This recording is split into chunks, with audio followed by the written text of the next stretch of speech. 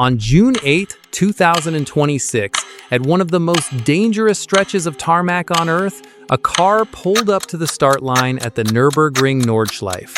1,003 horsepower, 20.8 kilometers of blind crests, off-camber corners, and unpredictable surface changes. 73 corners in total, and nobody in the driver's seat. What happened next has never happened before in the history of motorsport. The car drove itself around the entire circuit. Every corner, every elevation change, every decision. No driver, no remote control, no intervention of any kind. And the automotive industry, which has spent decades arguing over whether cars can ever truly think for themselves, got its first real answer on a Sunday afternoon in Germany. But if you think the story starts there, you are missing the bigger picture. Because to understand what Xiaomi just proved, you need to understand what the Nürburgring actually is. Why every serious car maker on the planet treats it as the final exam, and why a company that was known purely as a smartphone maker less than 15 years ago just lapped it without a human being on board. The Nürburgring Nordschleife is 20.8 kilometers of unforgiving German countryside stitched together with asphalt. It was originally built in the 1920s, and it has never lost its ability to expose every single weakness in a vehicle and in the person driving it. The corners are not labeled.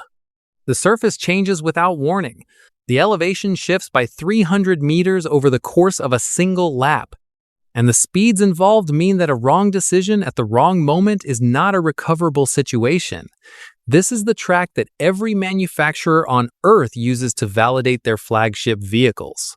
This is the track that defines what fast actually means. And this is the track where, in the space of about 3 months in 2026, Xiaomi came, broke the SUV lap record with a human driver, and then came back and broke an entirely different kind of record without one. Let us go back to where this vehicle came from. Because the Xiaomi YU7 GT is not what most people picture when they think about Chinese cars. It is a 5-meter-long, 5-seat electric SUV running a dual-motor all-wheel drive system. The rear motor alone, Xiaomi's own V8 SEVO unit, spins at up to 28,000 revolutions per minute. Combined system output reaches 738 kilowatts, which is 1,003 horsepower by Xiaomi's own measurement. 0 to 100 kilometers per hour takes 2.92 seconds. Top speed is 300 kilometers per hour. That places it in the same conversation as cars, with 6-figure price tags from Stuttgart and Maranello, except the YU7 GT starts at around 389,900 yuan, which works out to roughly 57,000 US dollars. But the performance numbers are only part of the story. The deeper story is what is sitting above the powertrain. Because every single unit of that power was, on June 8, being managed entirely by software. Here is what that software had to work with. The YU7 GT carries a 128-line Hesai LiDAR sensor capable of seeing 200 meters in every direction. It carries a 4-dimensional millimeter wave radar that tracks not just position and distance, but velocity vectors in real time. 11 high-definition cameras cover every angle of the vehicle's surroundings. 12 ultrasonic sensors monitor the immediate proximity. And all of that sensor data feeds simultaneously into an NVIDIA Drive AGX Thor computing platform delivering 700 trillion operations per second. Thor computing platform delivering 700 trillion operations per second. That is the brain. The question on June 8 was whether it was good enough. The Nordschleife does not grade on a curve. The track does not care that your sensor array is impressive. It does not acknowledge your processing power. What it demands is correct decisions, made at speed, chained together continuously for over 10 minutes, with no second chance if a single one is wrong. And the YU7 GT's autonomous system made those decisions using something Xiaomi calls the Auto World Model Framework.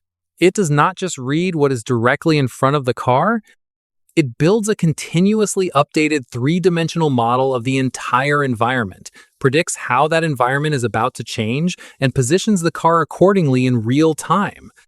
When the car detected a potential loss of control, it redistributed torque between individual wheels in milliseconds, not because a driver felt it and reacted, but because the system anticipated it before it happened. The result was a completed lap, all 73 corners, all 300 meters of elevation change. One lap, clean, uninterrupted, in 10 minutes and 29.483 seconds. Now, let us be honest about what that number means, because this is exactly the kind of story where context matters. 10 minutes and 29 seconds would put you behind a mid-range sports car driven by an enthusiastic amateur on a public driving day. A cautious first-timer in a family saloon has beaten that time. A 1930s Mercedes race car has beaten that time. So has a Ford Transit van. In the pure hierarchy of Nürburgring lap times, 10:29 is not fast. But that is the wrong comparison to make. Because the YU7 GT's human-driven lap record, set just weeks earlier, was 7 minutes and 22.755 seconds. That run, by Xiaomi's chief test driver Renzhou Kan, who became the first Chinese driver to earn official Nürburgring lap record certification in the process, destroyed the previous SUV record held by the Audi RS Q8 Performance by nearly 14 seconds. When the GT had a human being in the seat, it was the fastest production SUV ever to circle the Nordschleife. The gap between that lap and the autonomous one is 3 minutes and 7 seconds. On a 20-kilometer circuit, that is not a gap in lap times. That is a gap in categories. The software was not trying to beat the human driver. It was trying to survive the circuit, to prove that production road car hardware, the same hardware that is sitting in the YU7 GTs being delivered to customers right now, could navigate the most technically demanding track on Earth without a single intervention. And it did. Xiaomi was direct about what the number means. They called the autonomous lap not the end point, but the starting point. Because what actually happened on that circuit is not about the 1029, it is about the data. Every corner, every weight transfer, every torque correction, every surface variation.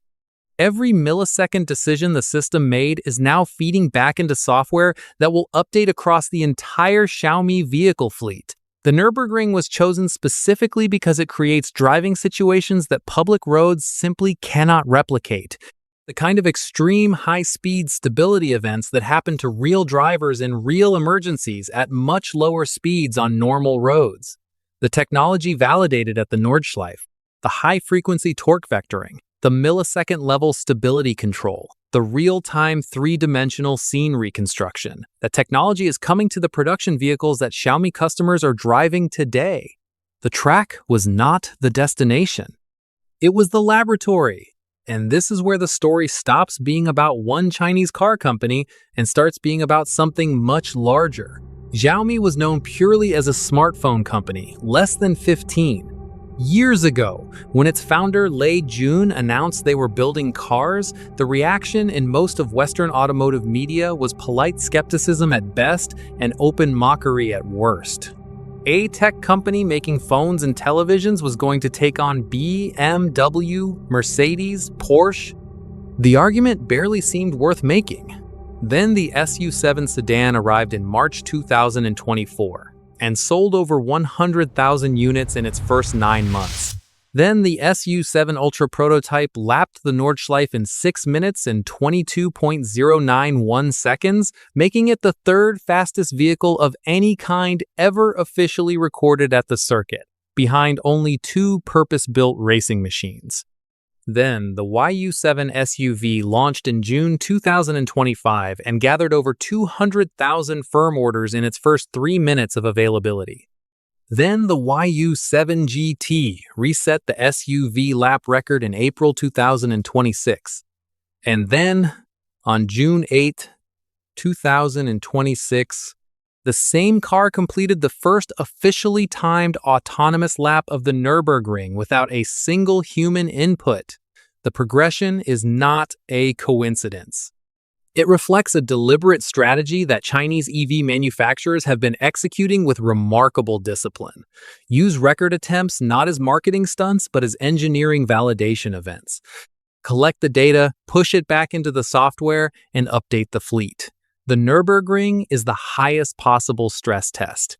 Everything learned there makes the car on a wet motorway on-ramp slightly safer, slightly more predictable, slightly more capable of catching the driver before the driver even knows they need catching. There is a moment in the onboard footage from the autonomous lap where the car is fully committed to a high speed. Corner, no driver, no hands on the wheel, no feet on the pedals, the steering moving on its own with complete confidence, and it is genuinely difficult to articulate how strange it is to watch, not because the car is doing something superhuman, but because it is doing something very human, reading the road ahead, making a plan, committing to it, and getting it right, without any of the biology that we always assumed was the irreplaceable ingredient. The 3 minutes and 7 seconds that separate the autonomous lap from the human-driven one will shrink.